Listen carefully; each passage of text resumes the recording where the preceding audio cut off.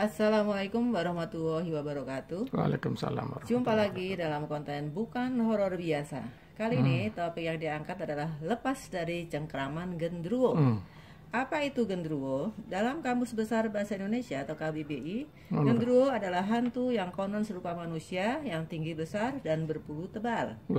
Nah, kalau kita lihat di Wikipedia, genderuwo atau bahasa Sundanya adalah genderua adalah mitos Jawa tentang sejenis bangsa jin atau makhluk halus yang berwujud manusia mirip kera yang bertubuh besar, kekar dengan warna kulit hitam kemerahan, tubuh ditutupi rambut lebat yang tumbuh di sekujur tubuh. Nah, kali ini Simbah atau Bapak Sigit Haryadi ini mau menyampaikan pengalamannya untuk bisa lepas dari cengkraman genderuwo. Kejadian di Kota Bandung saat Pak Sigit atau Simbah baru kerja. Baru awal-awal kerja. Ya, silakan Mbah untuk menyampaikan dongeng atau cerita Ya. pengalamannya. Baik, terima kasih Bu MC. Itu tadi dari Wikipedia ya? KBBI. Oh, KBBI. Iya. Wah, luar biasa sekarang KBBI ada definisi genderuwo. Wikipedia juga ada, Pak, luar biasa ini. Baik, jadi ini saya akan ceritakan kejadian ini tahun 83. Saya yakin mungkin KBBI sama Wikipedia Wikipedia pasti belum ada waktu itu, belum ada. Wikipedia sama KBBI belum ada definisi genderuwo itu ya. Ini kejadian tahun 83, ketika itu saya kos ya, atau tinggal berdua dengan adik saya. Jadi saya itu baru saja selesai kuliah dan baru kerja di satu tempat ya, di Bandung Selatan ya, antara selatan dan pusat lah, tidak terlalu di selatan. Nah, ini saya waktu itu ada adik yang ikut saya. Jadi adik saya itu baru kuliah di Bandung, tahun pertama dia kuliah itu. Jadi dia tinggal bersama saya. Nah, ini kami waktu itu tinggal mengontrak. Nah, ini kamar, sebenarnya bukan kamar, bukan rumah. Tapi bagian dari rumah itu ada kamar tamunya yang ukuran 4x4 gitu ya. Nah, ini disewakan ke kami. Jadi lokasinya ya di Lebak Gede waktu itu istilahnya. Kalau sekarang kan ada bangunan Sasana Budaya Ganesha itu sekarang ya. Dulu waktu zaman tahun 60-an sampai 80-an itu, mungkin tahun 50-an ya, atau 50-an sampai tahun 80-an itu, di posisi yang sekarang Sasana Budaya Ganesha itu ada perkampungan ya, rumah-rumah yang penduduk ya. Tapi kalau tanahnya sih tanah negara kelihatannya. Jadi kalau yang dekat dengan jalan raya di Jalan Taman Sari Bandung itu ada sawah kalau salah, yang agak ke sana, yang agak di atas itu. Jadi itu disebut Lebak Gede karena posisinya curam gitu ya. Jadi posisinya curam gitu ya, lembah gitu lah. Di bawah itu ada Sungai Cikapundung ya di situ. Nah, ini kami menyewa rumah itu pas di ujung berarti ujung selatan dari yang sekarang jadi Sasana Budaya Ganesha itu pas di bawahnya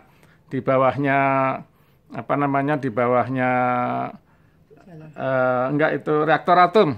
Jadi reaktor atom kan di sebelah situ ya. Jadi dulu itu waktu itu saya tahun 83 itu ada jalan yang persis di sebelahnya reaktor atom.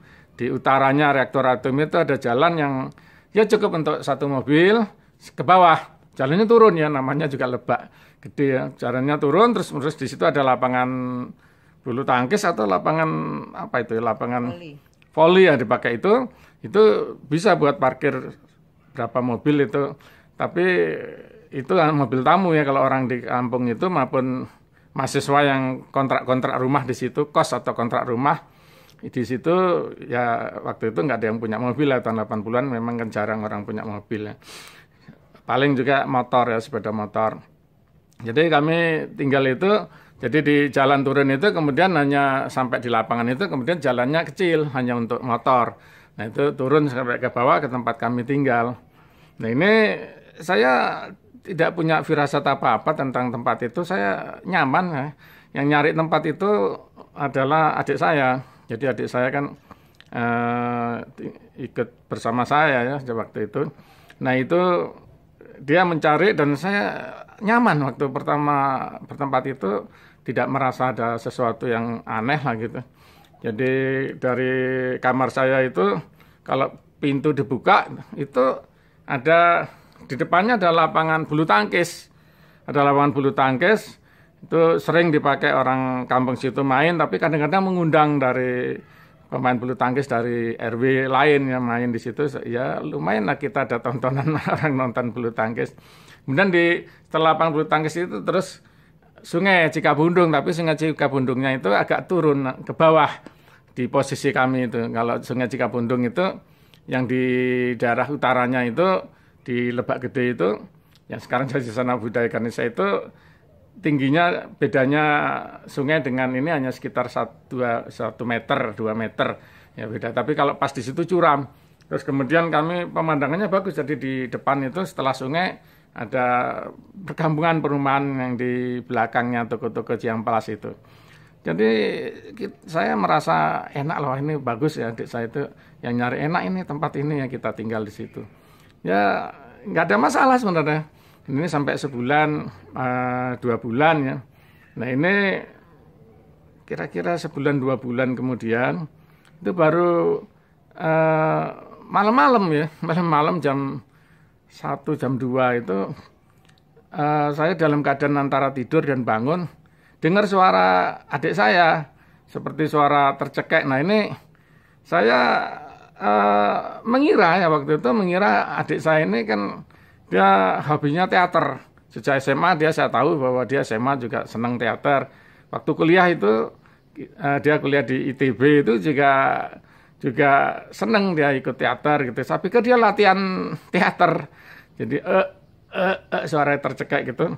Ya saya antara bangun dan tidur, saya bangunkan, saya pikir kok mengganggu amat sih masa malam-malam latihan teater. Jadi saya bangun terus dia udah suaranya tercekek udah hilang. Ya udah saya besoknya nggak ngobrol sama adik saya, nggak nanya apa dia kecekek beneran atau latihan itu saya, nah ini salahnya saya nggak nanya. Kemudian itu berlangsung terus ternyata sampai 7 minggu dan saya perhatikan kejadian selalu waktu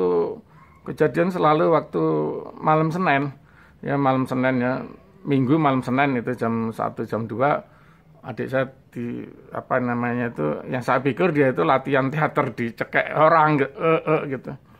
Dan saya coba bangunkan. Nah, tapi setelah kejadian itu berulang-ulang, saya nggak ngitung sebenarnya, tapi sekitar 7 sampai 10 kali lah itu kejadian, 7 sampai 10 minggu kejadian itu berulang. Nah, saya waktu itu ada tekanan di kantor itu, kan Minggu libur ya, Senin itu baru masuk pertama, saya merasa agak kesal saya itu malam itu. Ini adik saya kok latihan teater kok malam Senin terus gitu loh. Malam Senin ini kan kalau orang kerja itu ke Senin itu kan menghadapi Senin nggak seneng ya habis libur. Terus saya marah itu, yang udah ke berapa kali itu saya marah ke adik saya, kamu gimana sih kalau latihan teater malam-malam itu berapa kali ini terus gini terus gitu loh. Saya terganggu saya.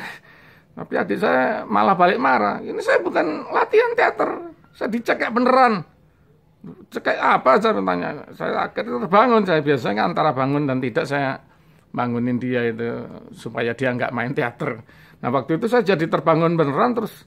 Nah itu saya marahin adik saya malah, ini bukan teater, ini dicekek beneran. Dicekek apaan itu? Ini ada tangan berbulu gitu ya. Ini mencekek saya katanya.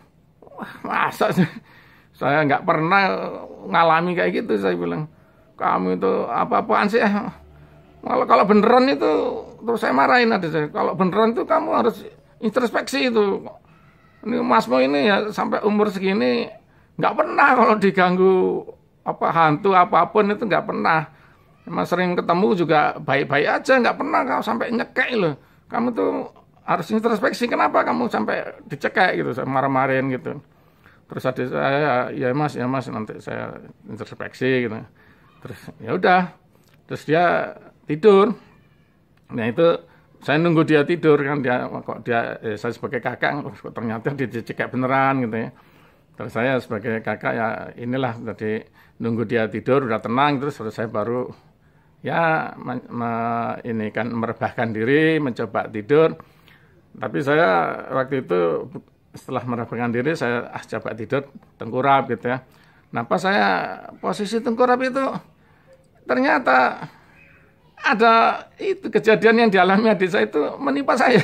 Yang adik saya udah berminggu-minggu ngalami menimpa saya.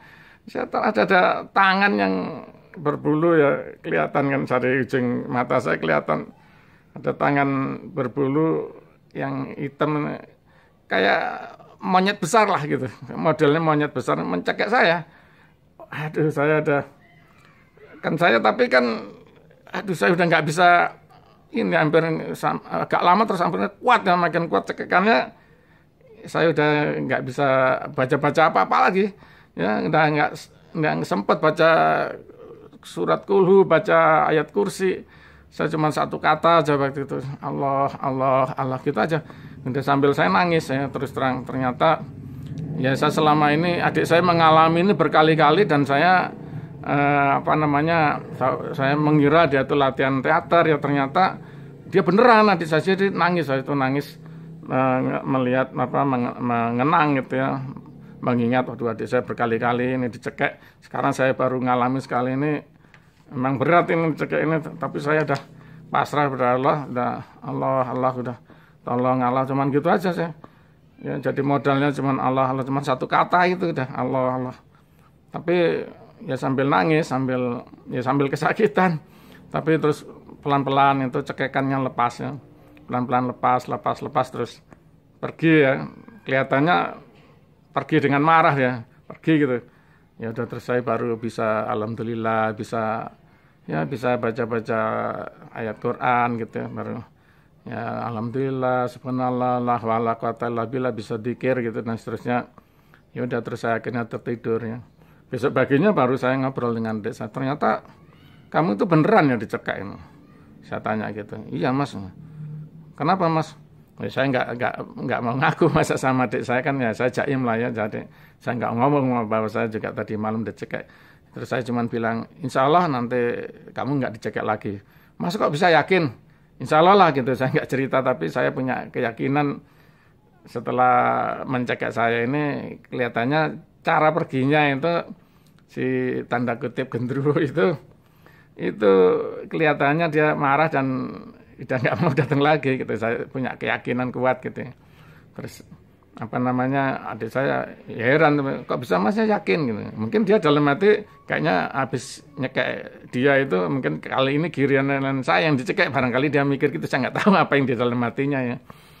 Terus habis itu ya udah selesai gitu, terus pas datang malam Senin lagi ternyata saya coba bangun ya, tidur terus saya pakai waker itu jam 12:30 saya bangun, terus saya coba lihat adik saya tidur tenang, ternyata nggak itu lagi, nggak dicekek gendruwo itu adik saya, terus saya juga nggak ya, jadi alhamdulillah, jadi ternyata ya berakhir ya, yang namanya cekekan gendruwo itu berakhir dengan ya begitu sajalah. Jadi setelah berulang-ulang mencekek adik saya dan akhirnya mencekek saya sendiri, nah itu dia gendruwonya pergi dengan sendirinya gitu. Nah ini setelah seminggu 2 minggu gitu ya, saya baru ngobrol lagi dengan adik saya. Itu gendruwonya udah nggak cekek lagi ya, saya tanya gitu. Enggak Mas, alhamdulillah udah enggak. Iya. Menurut perkiraanmu tuh gendruwonya di mana sih, saya tanya gitu. Tempat tinggalnya di belakang situ ya. Terus kalau adik saya bilang enggak Mas, itu di kuburan depan itu gitu. Mana ada kuburan? Saya tuh orangnya suka nggak perhatian gitu. Itu mas tiap hari lewat nggak tahu yang mana itu. Jadi kalau dari depan kos-kosan kita itu kan saya cerita ada lapangan bulu tangkis itu. Terus ada jalan motor itu, jalan orang agak naik sedikit, ada kampung. Tapi ada tanah kosong di situ, ternyata ada kuburan. Zaman dulu kan memang kuburan itu banyak makam itu kan di halaman orang ya waktu itu. Jadi masih ada makam di situ. Ada saya itu Mas makam itu kayaknya. Wah, terus saya perhatikan, oh iya benar ada makam ternyata. Tapi saya nggak yakin apa benar dari makam itu ya. Jadi kalau saya sih punya keyakinan ya genderuwo atau apapun itu ya, jin hantu itu sebenarnya jin. Ya jin korin yang dulunya dia menemani orang yang hidup, zaman ya kapan lah dia itu kita nggak tahu. Itu orang yang hidup yang ditemani itu meninggal dan dia masih hidup. Nah hidup ini dia bisa menjadi jahat gitu ya, menjadi jahat. Tapi ada yang baik. Kalau kebanyakan sih jin-jin itu baik, saya baik-baik aja. Tinggal seperti orang manusia yang dia udah kalau yang masih menemani orang manusia yang hidup kan dia diciptakan untuk menemani manusia. Seperti malaikat kan diciptakan untuk menemani manusia ya. Nah ini kalau manusia yang ditemaninya sudah meninggal ya ini kadang-kadang dia itu jahat itu tergantung sih. Kalau yang ditemaninya itu jahat ya mungkin jadi hantu, jadi jin yang jahat gitu ya. Kalau saya keyakinan saya begitu ya. Dan dari pengalaman saya itu juga kita tidak bisa menyatakan kita hebat gitu, sama sekali tidak ya. Jadi menghadapi hantu itu kita ada satu-satunya cuman bisa pasrah pada Allah ya. Kita nggak bisa berbuat lain. Saya nggak punya ilmu ya, dan saya nggak percaya pada ilmu macam-macam itu. Jadi pada ilmu-ilmu orang-orang yang katanya bisa mengusir hantu, menangkap hantu, saya ya insya Allah saya nggak percaya karena semua itu Allah ya. Yang menciptakan jin itu menciptakan hantu kan juga Allah. Kita tidak perlu ilmu macam-macam lah, kita hanya bisa pasrah pada Allah. Kalau saya sih begitu. Jadi ceritanya mudah-mudahan ini yang saya ceritakan itu bisa menginspirasi anak-anakku, cucu-cucuku ya. Jadi ini pengalaman yang ini video ke-6 ya kita ya. Yeah. Video ke-6, video sampai ke-5 saya masih agak jaim ya. Jaga image seolah-olah saya nggak pernah mengalami yang sampai dicekek. Jadi memang saya punya pengalaman banyak dan ya adalah 1-2 pengalaman yang saya itu dalam kondisi yang kalah ini, tanda kutip kalah melawan hantu itu, tapi ya berkat pertolongan Allah kemudian bisa diselamatkan. Kira gitu. Sudah, Pak? Ya, alhamdulillah akhirnya genderuwonya pergi dari kontrakan itu. Coba kalau nggak pergi. Jangan. Bisa-bisa simbahnya harus cekek terus. Angkat kaki dari kontrakan tersebut. Rugi dong, ya. Iya, rugi. Ya. Agar Simbah semangat untuk membuat konten-konten bukan horor biasa ini, silakan subscribe, share, dan like. Assalamualaikum warahmatullahi wabarakatuh.